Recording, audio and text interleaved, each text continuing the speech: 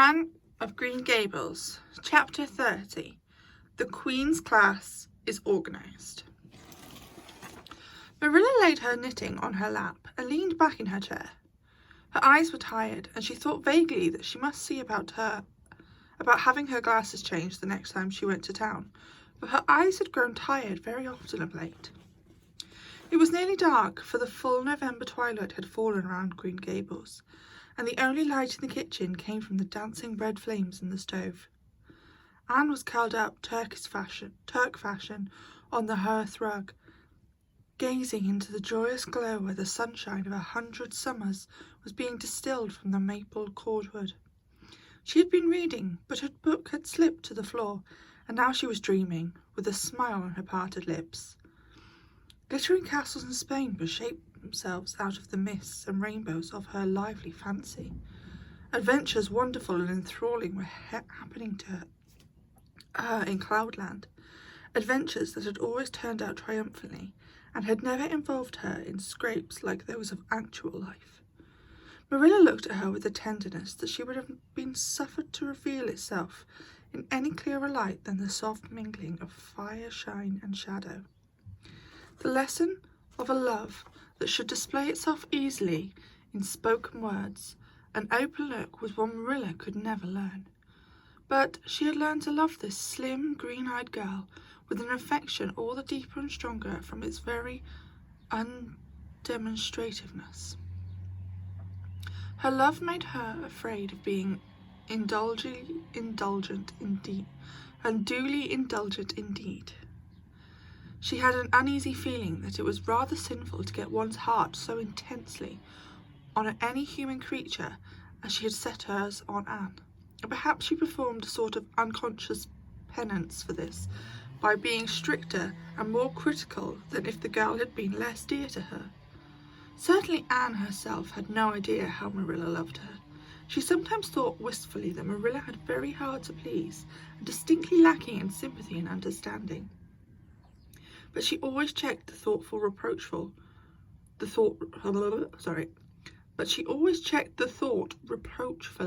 remembering what she owed to Marilla. "Anne," said Marilla abruptly, "Miss Stacy was here this afternoon when you were out with Diana." Anne came back from her other world with a start and a sigh. "Was she? Oh, I'm sorry I wasn't in. Why didn't you call me, Marilla? Diana and I were only in the haunted wood. It's lovely in the woods now. All the little wood things, the ferns and the little satin leaves and the crackerberries, have gone to sleep, just as if somebody had tucked them away until spring under a blanket of leaves. I think it was a little grey fairy with a rainbow scarf that came tiptoeing along the last moonlight and did it. Diana wouldn't say much about it, though. Diana has forgotten the scolding her mother gave her about imagining ghosts in the haunted wood.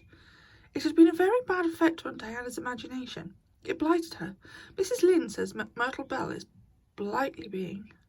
I asked Ruby Gillis why Myrtle was blighted, and Ruby said she guessed it was because her young man had gone back on her. Ruby Gillis thinks of nothing but young men, and the older she gets, the worse she is. Young men are all very well in their place, but it doesn't do to drag them into everything, does it? Diana and I are thinking seriously of promising each other that we will never marry, but be nice old maids and live together forever. Diana hasn't quite made up her mind, though, because she thinks perhaps it would be nobler to marry some wild, dashing, wicked young man and reform him. Diana and I talk a great deal about serious subjects now, you know. We feel that we are so much older than we used to be that it isn't becoming to talk of childish matters. It's such a solemn thing to be almost 14, Marilla. Miss Stacy took all us girls who are in our teens down to the brook last Wednesday and talked to us about it. She said we couldn't be too careful what habits we formed and what ideals we acquire in our teens, because by the time we are 20, our characters will have developed and the foundation laid for our whole future life. And she said that if the foundation was shaky, we could never build anything really worthwhile on it. Diana and I talked the matter over coming home from school. We felt extremely solemn, Marilla, and we decided that we would try to be very careful indeed and form respectable habits and learn all we could and be sensible as possible, so that by the time we were 20, our characters would be properly developed. It's perfectly appalling to think of being 20, Marilla. It sounds so fearfully old and grown up. But why was Miss Stacy here this afternoon? That's what I wanted to tell you, Anne. If you ever give me a chance to get a word in edgewise. She was talking about you. About me? Anne looked rather scared. Then she flushed and exclaimed, "Oh, I know what she was saying. I meant to tell you, Marilla. Honestly, I did, but I forgot. Mrs. Stacy caught me reading Ben-Hur in school yesterday afternoon, when I should have been studying my Canadian history. Jane Andrews lent it to me. I was reading at dinner hour, and I had just got to the chariot race when the school went in. I was simply wild to know how it turned out, although I felt sure Ben-Hur must win, because it wouldn't be poetical justice if he didn't. So I spread the history open on my desk lid, and then tucked Ben-Hur beneath the desk on my knee.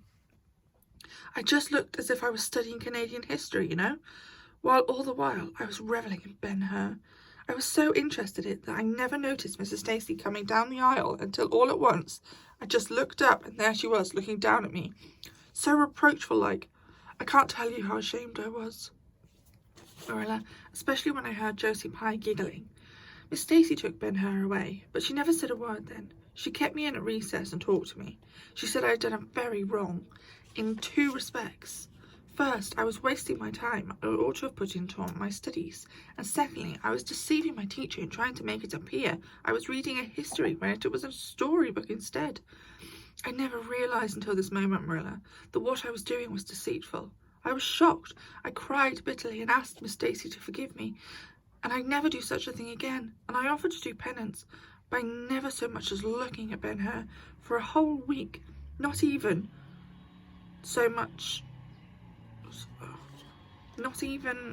to see how the chariot race turned out. But Miss Stacy said she wouldn't require that, and she forgave me freely. So I think it wasn't very kind of her to come up here to you about it all. So I think it wasn't very kind of her to come up here to you about it after all. Miss Stacy never mentioned such a thing to me, Anne, and it's only your guilty conscience that's the matter with you. You have no business to be taking storybooks to school. You read too many novels anyhow. When I was a girl, I wasn't so much allowed to look at a novel. Oh, how can you call Ben-Hur a novel when it's really such a religious book? Protested Anne. Of course, it's only a little too exciting to be a proper reading for Sunday, and I only read it on weekdays, and I never read any book now unless either Miss Stacy or Mrs. Allen thinks it's a proper book for a girl 13 3/4 to read. Miss Stacy made me promise that. She found me reading a book one day called The Lurid Mystery of the Haunted Hall. It was one Ruby Gillis had lent me, and oh, Marilla, it was so fascinating and creepy. It just curdled the blood in my veins. But Miss Stacy said it was a very silly, unwholesome book, and she asked me not to read any more of it, or any like it. I didn't mind promising not to read any more like it, but it was agonizing to give the book back without knowing how it turned out. But my love for Miss Stacy stood the test, and I did. It's really wonderful, Marilla, what you can do when you're truly anxious to please a certain person. Well, I guess I'll light the lamp and get to work, said Marilla. I see plainly that you don't want to hear what Miss Stacy had to say. You're more interested in the sound of your own tongue than anything else. Oh, indeed, Marilla, I do want to hear, cried Anne contritely. I won't say another word, not one. I know I talk too much, but I'm really trying to overcome it, and although I say far too much, yet if you only knew how many things I want to say and don't, you'd give me some credit for it. Please tell me, Marilla. Well, Miss Stacy wants to organise a class amongst her advanced students who mean to study for the entrance examination into Queen's. She intends to give them extra lessons for an hour after school, and she came to ask Matthew and me if we would like to have you join it. What do you think about it yourself, Anne? Would you like to go to Queen's and pass for a teacher? Oh, Marilla! Anne straightened to her knees and clasped her hands. It's been the dream of my life, that is, for the last 6 months, ever since Ruby and Jane began to talk of studying for the entrance, but I didn't say anything about it because I supposed it'd be perfectly useless. I'd love to be a teacher, but won't it be dreadfully expensive? Mr. Andrews says it cost him $150 to put Prissy through, and Prissy wasn't a dunce in geometry. I guess you needn't worry about that part. When Matthew and I took you to bring up, we resolved we would do the best we could for you and give you a good education. I believe in a girl being fitted to earn her own living whether she ever has to or not. You'll always have a home at Green Gables as long as Matthew and I are here, but nobody knows what is going to happen in this uncertain world, and it's just as well to be prepared, so you can join the Queen's class if you'd like, Anne." "Oh, Marilla, thank you." Anne flung her arms about Marilla's waist and looked up earnestly into her face. "I'm extremely grateful to you and Matthew, and I'll study as hard as I can and do my very best to be a credit to you. I warn you not to expect much in geometry, but I think I can hold my own in anything else if I work hard." "I dare say you'll get along well enough. Miss Stacy says you're bright and diligent." Not for words would Marilla have told Anne just what Miss Stacy had said about her. That would have been to pamper vanity. "You needn't rush to any extreme on killing yourself over your books. There is no hurry. You won't be ready in time to try the entrance for a year and a half yet, but it's well to begin in time and be thoroughly grounded," Miss Stacy says.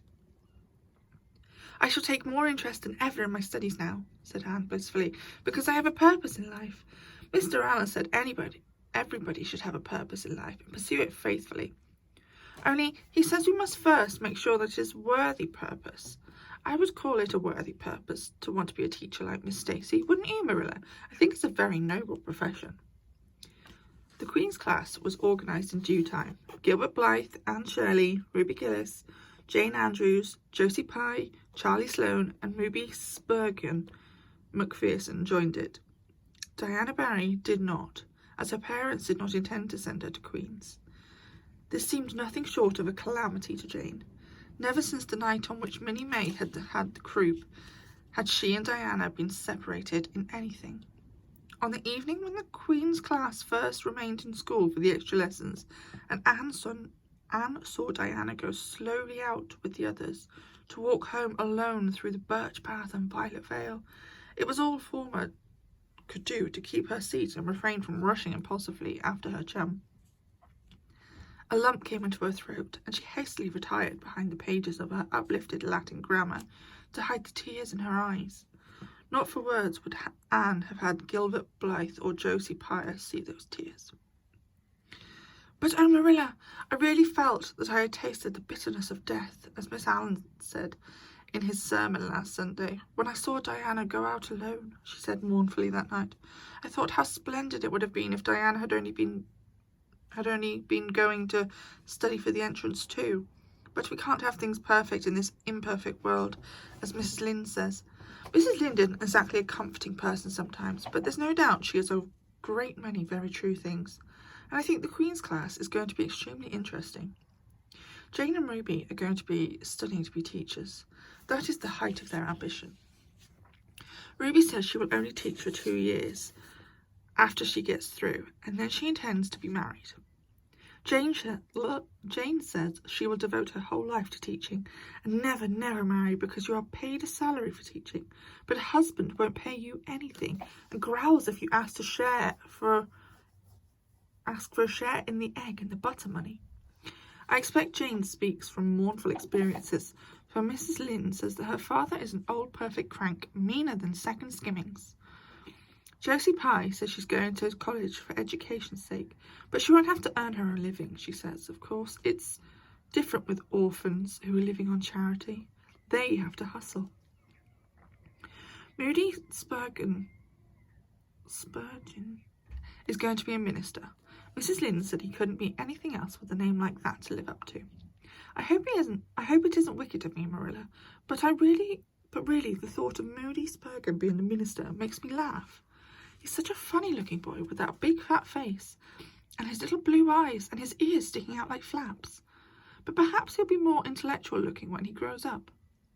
Charlie Sloane says he's going into politics and be a member of Parliament, but Mrs. Lynde says he'll never succeed at that, because the Sloanes are all honest people, and it's only rascals that get in on politics nowadays.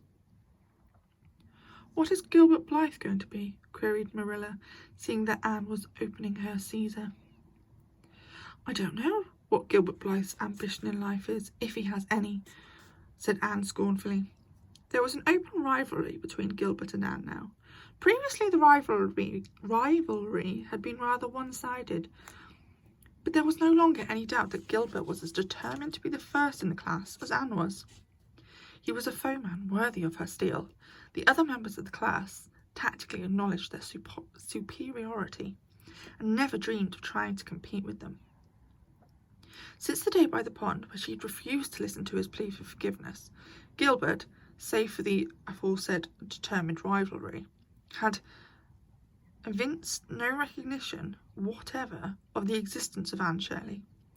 He talked and jested with the other girls, exchanged books and puzzles with them, discussed lessons and plans, sometimes walked home with one or the other of them from prayer meeting or debating club. But Anne Shirley he simply ignored, and Anne found out that this was not pleasant to be ignored. It was in vain that she told herself with a toss of her head that she did not care. Deep down in her wayward feminine little heart, she knew that she did care, and that if she had a chance of the Lake of Shining Waters again, she would answer very differently. All at once, it seemed, and to her secret dismay, she found that the old resentment that she had cherished against him was gone. Gone just when she needed it sustaining the most. It was in vain that she recalled every incident and emotion of that memorable occasion, and tried to feel the old satisfying anger. That day by the pond had witnessed its last spasmodic flicker. Anne realised that she had forgiven and forgotten without knowing it, but it was too late. At least neither Gilbert nor anybody else, not even Diana, should ever expect how sorry she was and how much she wished she hadn't been so proud and horrid. She determined to shroud her feelings in deepest oblivion, and it may be stated here and now that she did it so successfully that Gilbert, who possibly was not quite so indifferent as he seemed, could not console himself without any belief that Anne felt his retaliatory scorn. The only poor comfort he had was that she snubbed Charlie Sloane unmercifully, continually, and undeservedly. Otherwise, the winter passed in a round of pleasant duties and studies. For Anne, the days slipped by like golden beads on the necklace of the year. She was happy, eager, interested. There were lessons to be learned and honour to be won, delightful books to read, new pieces to be practised for Sunday school choir, pleasant Saturday afternoons at the manse with Mrs. Allen, and then, almost before Anne realised it, spring had come again to Green Gables, and all the world was abloom once more. Studies palled just a wee bit then. The Queen's class, left behind in school, while the others scattered to green lanes and leafy woodcuts and meadow byways, looked wistfully out the windows and discovered that Latin verbs and French exercises had somehow lost the tang and zest they had possessed in the crisp winter months. Even Anne and Gilbert lagged and grew indifferent. Teacher and taught were alike glad when the term was ended and glad the vacation days stretched rosily before them. "But you've done good work this year," Miss Darcy told them on the last evening, "and you deserve a good, jolly vacation.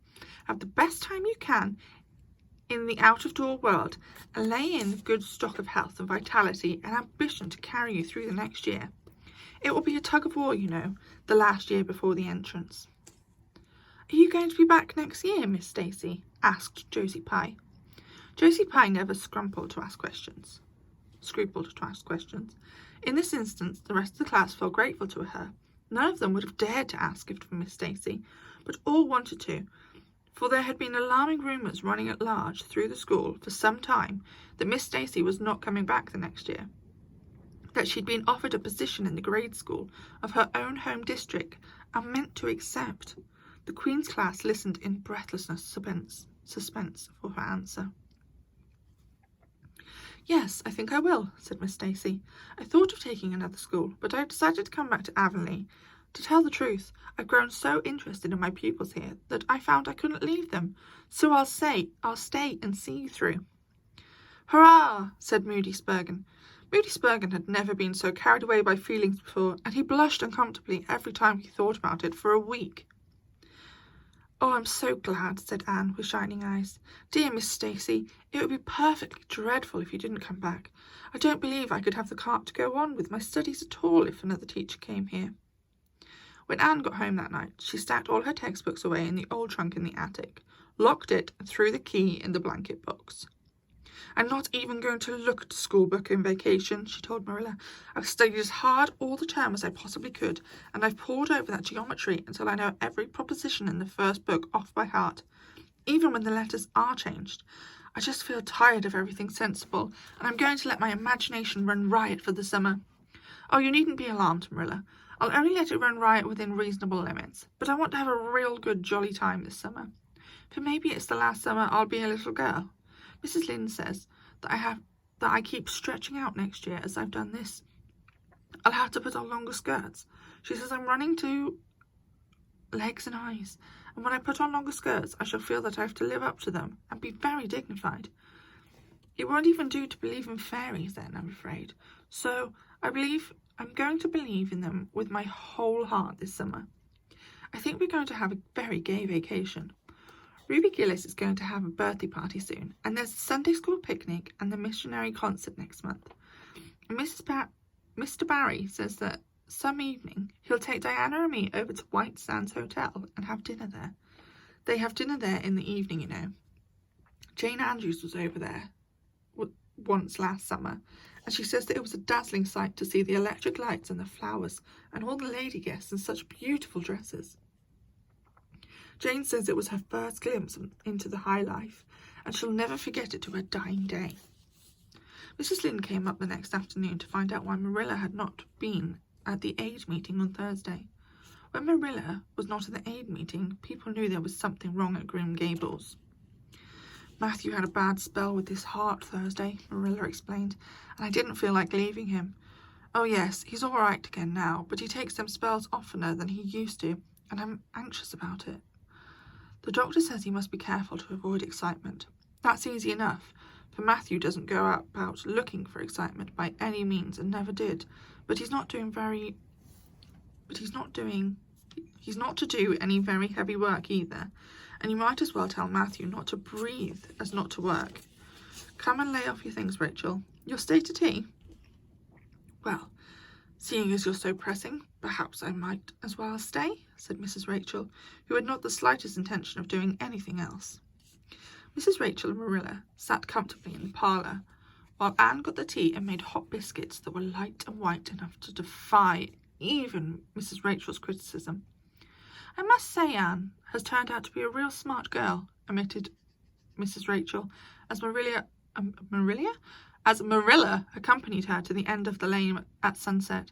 She must be a great help to you. She is, said Marilla, and she's real steady and reliable now. I used to be afraid she'd never get over her feather-brained ways, but she has, and I wouldn't be afraid to trust her in anything now. I would never have thought she'd have turned out so well that first day I was here. 3 years ago, said Mrs. Lynde. Lawful heart, shall I never forget the tantrum of hers. When I went home that night, I said to Thomas, says I, mark my words, Thomas, Marilla Cuthbert will live to rue the step she took. But I was mistaken, and I'm really glad of it. I ain't one of those kind of people, Marilla, as can never be brought to own up when they've made a mistake. No, that never was my way, thank goodness. I did make a mistake in judging Anne, but it weren't no wonder. For an odder, unexpected witch of a child, there never was in this world, that's what. There was no ciphering her out of the rules that worked with other children. It's nothing short of wonderful how she's improved these 3 years, but especially in looks. She's a real pretty girl, got to be. Though I can't say I'm overly partial to that plain, big-eyed style myself. I like more snap and colour, like Diana Barry has, or Ruby Gillis. Ruby Gillis looks a real showy. But somehow, I don't know how it is, but when Anne and them are together, though she ain't half as handsome, she makes them look kind of common and overdone. Something like them white June lilies she calls narcissus alongside the big red peonies. That's what.